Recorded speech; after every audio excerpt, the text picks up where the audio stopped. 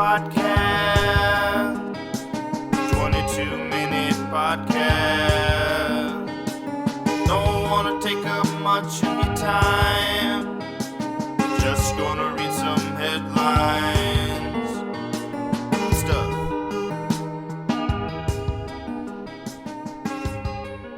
Welcome to the 22-minute podcast. My name is Wes Sievertson. Today is December 12th, Thursday, 2024. And here's Mike. Hi, it's Thursday, y'all. There he is. It's Thursday. Thursday's a good day. Thirsty Thursday, as they call it. I remember those days where I cared about. Oh, it's Thursday. We're going to the bar. Well, I mean, it didn't matter what day. Yeah, no, it's true. I mean, I think after work we were always at Sandy's. Yeah, just playing pool. You know, like Smoking cigarettes. yeah, it was a good time. Dollar wells. Like, I mean, yeah. That's when it really was hanging out. For me, it turned into, No, for sure. you know. I mean, we had such a good time, like, at Yeah. the Green Oaks place for, like, 2 years. Yeah. Where it was like, okay, rent was $250 a piece. Right. With 4 other dudes in a nice-sized fucking house. You worked at fucking Sandy's and Pascal's. Mm-hmm. We'd go there. I worked second shift, so I'd get off at 11, go to fucking Sandy's, go home, eat some dinner, smoke some weed, go out to the bar, Yeah.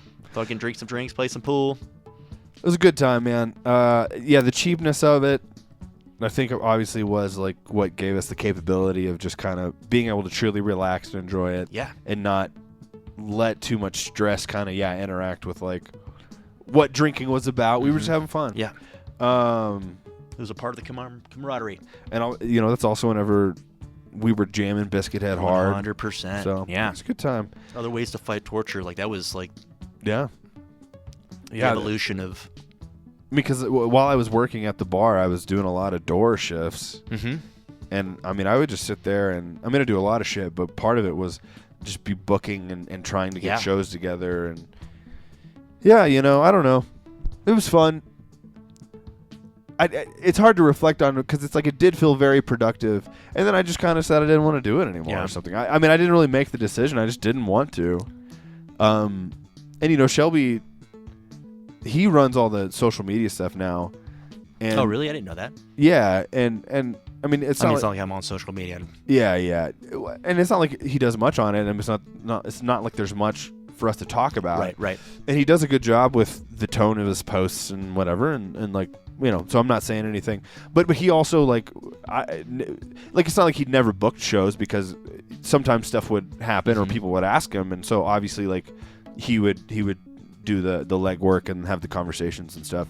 But I mean, as far as like, I was trying to build shows. Yeah. And I was trying to leverage other people's popularity. Yeah. To get a crowd for us to play for. Like outside of like house shows that like.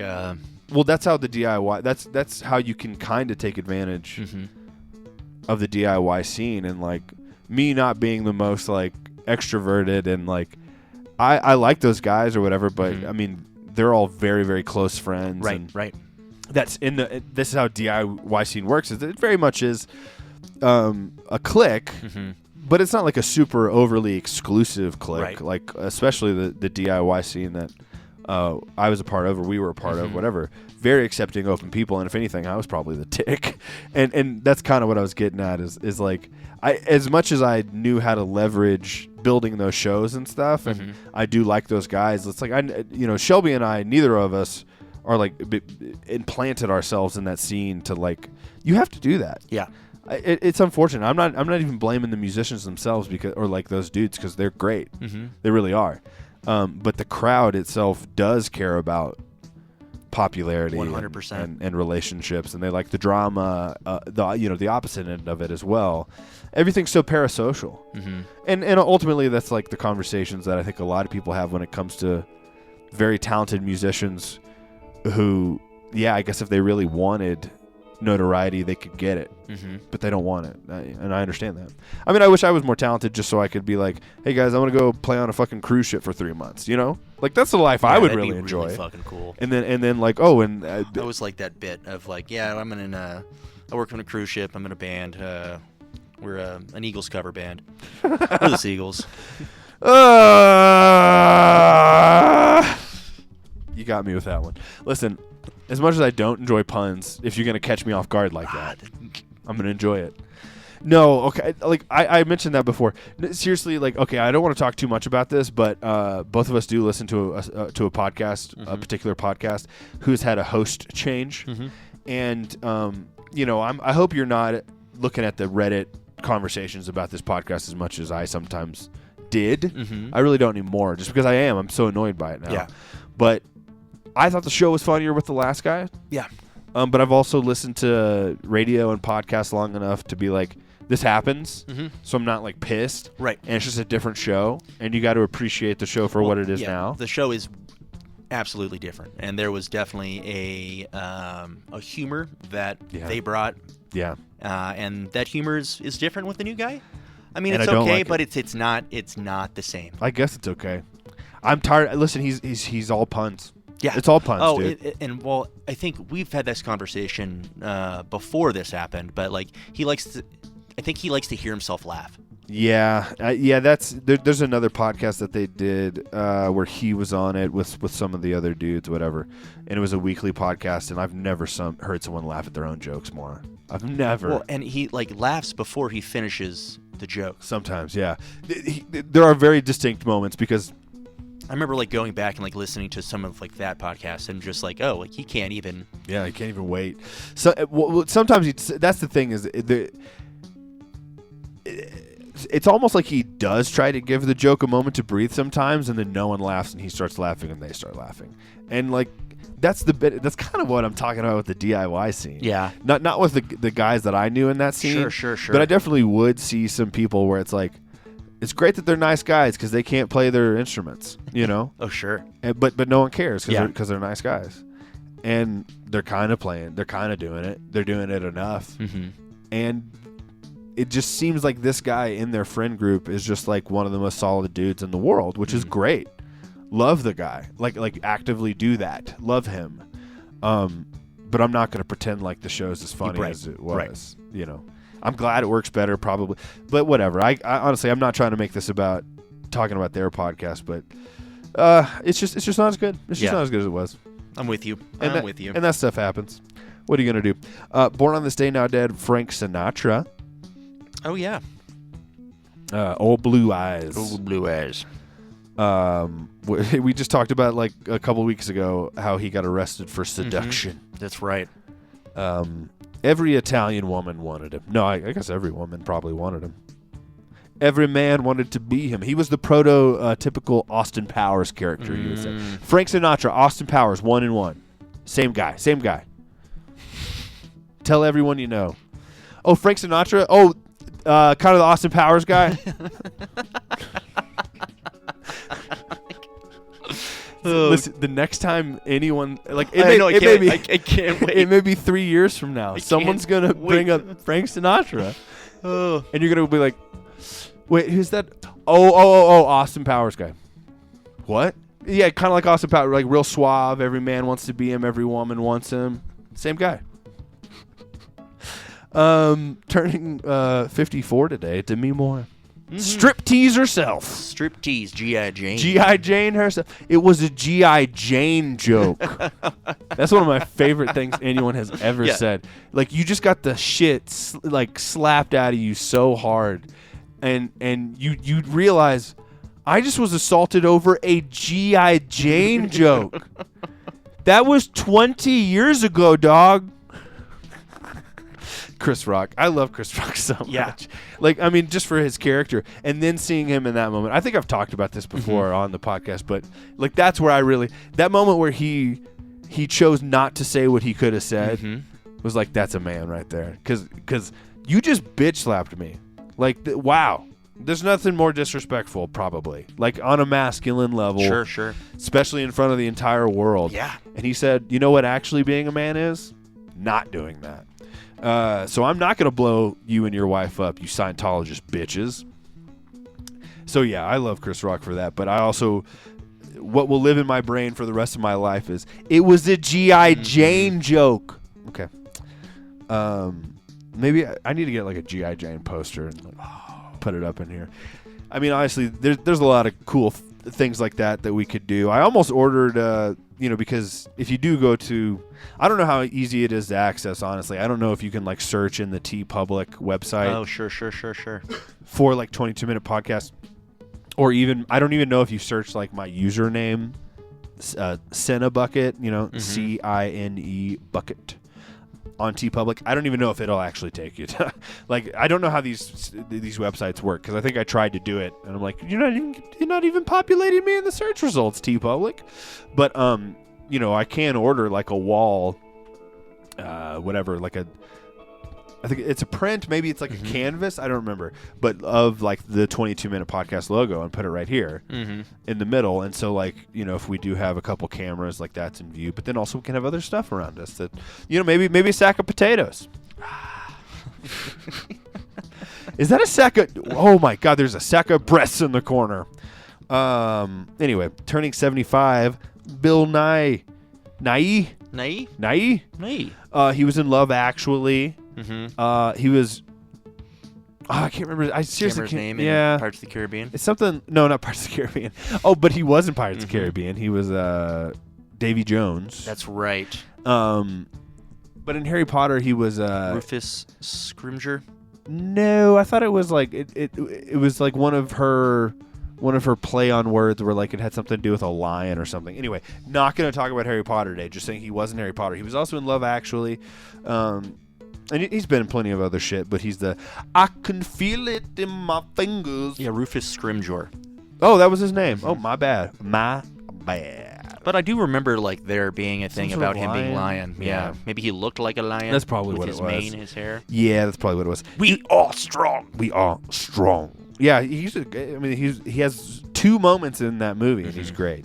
But that was the thing. But he also died real quick in that movie, too. But even in the book, he felt, because he had the opening of the book was him talking to like the American president, or no, he was talking to the British Prime Minister. Yeah. Excuse me. And so that gave him a little bit more, and you felt That's right. Yeah, and you felt like the guy knew what he was doing and like had a handle on stuff a little bit more even. But I think that was even like more specifically, like wasn't it every time the Prime Minister would visit the American president? What? I'm sorry. I just got so distracted. Like I think in that chapter of the book, it's like okay, every time we got to stop talking about Harry Yeah, I Potter, know. and I'm just laughing because like I'm looking and you're just like adding more Harry Potter facts. So well, just one. Okay. So yep. Turning 49. Mia Bialik. I don't know. Whatever. She, potentially she was the co-host of Jeopardy before Ken Jennings got the gig full time. But she was also Blossom and like a kid's Blossom, in in the show 80s, Blossom, 90s show. early 90s, I think. Okay. All right. But yeah, no. But then in the Big Bang Theory, and my grandmother knows who she is. You know what I mean? She's a. Is that who watches Big Bang Theory, right? Like boomers? I mean, my fucking parents watch Young Sheldon, so Well, yeah, but did they watch Big Bang Theory? I don't know. I don't know. I just get disappointed. My dad talks. Well, now he just likes to nail it in. Oh, I'm watching Young son, Sheldon. That Young Sheldon's funny. Dad, Fuck you, dude. I'm not watching that. can you just watch old westerns like white men do? Can you just do that? Come on, please. Please. Blah, blah, blah, blah. Turning 28, Lucas Hedges. Speaking of Manchester by the Sea. Oh, wait. We were talking about that off of the pod, Manchester by the Sea. No, we were talking about it last episode. Were we? Mm-hmm. Because it was Tuesday. It was Summer Phoenix's birthday, and then we got into Casey Affleck because they were married. Oh. All right. And then Casey Affleck. I thought Manchester by the Sea. Now I'm not remembering what we spoke about, not on the pod and on the pod. But that's When gonna happen worlds collide. No, it will. when the real world and the pod world collide. Yeah, Lucas Hedges though. He's been in a couple Wes Anderson movies. Mhm. He was in a Moonrise Kingdom and I gotta look stuff. him up because I can't remember his face. I think you would recognize him. I mean, he's also in Lady Bird and 3 Billboards. He's worked with some great directors, so there's no question about that. I recognize his face. It just seems like maybe he's kind of. he was the one who was dating what's her face, and then maybe he turned out gay in Lady Bird. Oh, okay. Okay. I think so. Yeah, I think that's right. I've only seen that once, but yeah, I remember I've that. also it was in the background. I mean, it's a good movie, yeah, but I've just only seen it once. Okay, well, yeah, that's. I was just gonna say. I mean, he's only 28. That's kind of odd because it feels like he hasn't been in as much in the past like 4 or 5 years. And I don't know. Usually that seems to happen in like your early 30s as an actor. People are like, "Hey, we're done," and then maybe like in your late 30s you get to play more mature roles, and people are like, "Oh, it's that guy." Oh, he did a stage production of Brokeback Mountain in 2023. He played Anna Stelmar. Cool. Okay, so he's doing stage work. Hey, that can be a really great thing to do in your mid 20s as an, especially after working with such great directors and these dramas already. Like, yeah, go really hone your chops into adulthood. Cool. So whenever you do get these adult roles, you're like nailing it. Man, I don't know. I was thinking about that the other day, just because you read about certain people's birthdays and stuff, and it leads you to people that you kind of either forgot about or didn't realize, and then and you learn like, oh, this person was actually a huge stage actor who just kind of dipped his toe into some films and is very memorable, but that's not where he lived, and that's not what he really made his living doing. Like, I don't know. Even now, it's like, listen, I don't make any money. You know what I mean? There's no risk to me saying, fuck it. Like, I'll go try to make what I make now as like a part-time actor. Like, again, I don't think that anyone's going to care, but I mean, I think I'd rather, or like, I'm not going to be famous or notable or something, but if I can, like pay the bills the way that I do now, but then also what I'm doing is doing a little bit of acting. That sounds fun. It does sound fun. Honestly, it just sounds fun because I'm a giant child and I just want to play, and that's what they're called, plays. Because here I am. I'd have to like work out. You know what I mean? I'd have to like take care of myself. I'd have to have not even like be in super good shape. You just have to have a lot of stamina to be in a play and shit, man. No, it's true. You got to be in reasonable shape. Anyway, on this day in 1977, Saturday Night Fever premiered in New York City, with a soundtrack by the Bee Gees. The Bee Gees. What is his name? Gibbs? Something Gibbs? Yeah, it's the Gibbs. Barry Gibbs, and I don't remember his brother. I mean, they're great songwriters. Yeah. There's no question. They did that one song. God damn it. Is it Robin Gibb? Anyway. What is that one? I started to cry. Oh, yeah. Started the whole world laughing. My voice doesn't feel good right now. But not that I was really going for it, but even my falsetto feels weak. Well, that one did sound bad. Weak. Sorry to say that. I started to cry, which started the whole world laughing. Something like that. I think I do know that song.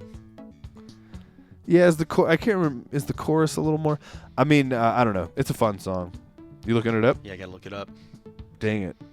I mean, if you're gonna look it up, I mean, let me know when you're ready. I don't know if we have. Oh shoot! I don't know if we have time. Yeah, no, it's fine. I'm just gonna add it to my queue. I mean, but also, you can play a second of it. I started a joke. Yeah, I started a joke. Well, if I plug it in, is it gonna mess up the settings? I don't know. No. Oh, did you already change the settings back? Well, could have. I don't know. Let's find out. We got like a couple minutes here. Well, I'm gonna go into my settings real quick. Sounds. I mean, yeah, if you want to. Yeah, because you know what? This is such an underrated Bee Gees track. Hold on. No one can hear it right now. Oh, I can hear my headphones. Well, I don't. Do you want me to explain it? You want me to explain it? No. You're good. Oh, so I can't add a track while we're recording. You know what? We're gonna start next episode. Okay, with it's good. That's what we're gonna do. Actually, I will be interested because I don't think that came through. Like, yes, we heard it. Right. But there wasn't a track established for it, so it wasn't recording. So I don't think anyone heard that for a second. But anyway, all right. On this day in 1968, the Rolling Stones' Rock and Roll Circus is released. If you've never checked out, I haven't. The Dirty Mag performance from that. That's why I want to mention it. The Dirty Mag was or Dirty Mag, I believe. Dirty Mag was John Lennon. Fronting. Super group. It was a super group. John Lennon fronting, Eric Clapton on guitar, and I believe Keith Richards on bass, and then I'm forgetting his name right now, but the drummer from the Jimi Hendrix Experiment.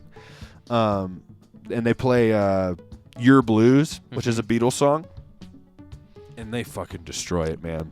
Like you can look that up on YouTube. That sounds cool.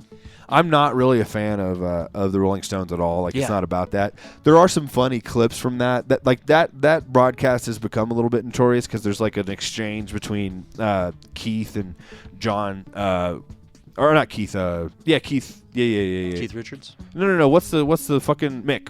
Oh, Mick Jagger. Yeah, Mick Jagger and John Lennon were like they're like eating soup or something, and it's just very 70s like nonsensical, Bob Dylan influenced conversation of just it's nonsense, and then they like hand over the plate to one. It's so it's become like memed in one way or another. Also, there are some musical segment. There's other Dirty Mag performances where Yoko's on the side, just that kind of thing. So it's been memed a couple times, but that performance of Your Blues is just fucking amazing. It's really I'll great. have to scope that out. You should. Y'all should check it out.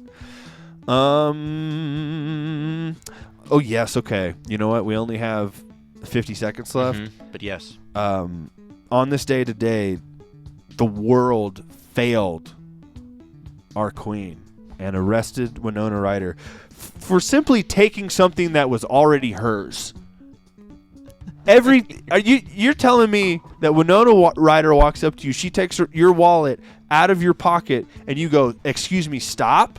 No, that is her wallet. It's always been her wallet. Oh, you're going to want the silver card. It's got a larger spending limit. Hey, you know what? I forgot to put this 20 in there earlier that I got out of the bank. Here you go. All right. So I'm sorry. Why we need video. So I'm sorry. Like she went in. Oh, no, Winona, you can't have that pair of panties. What? Let her take it. I don't.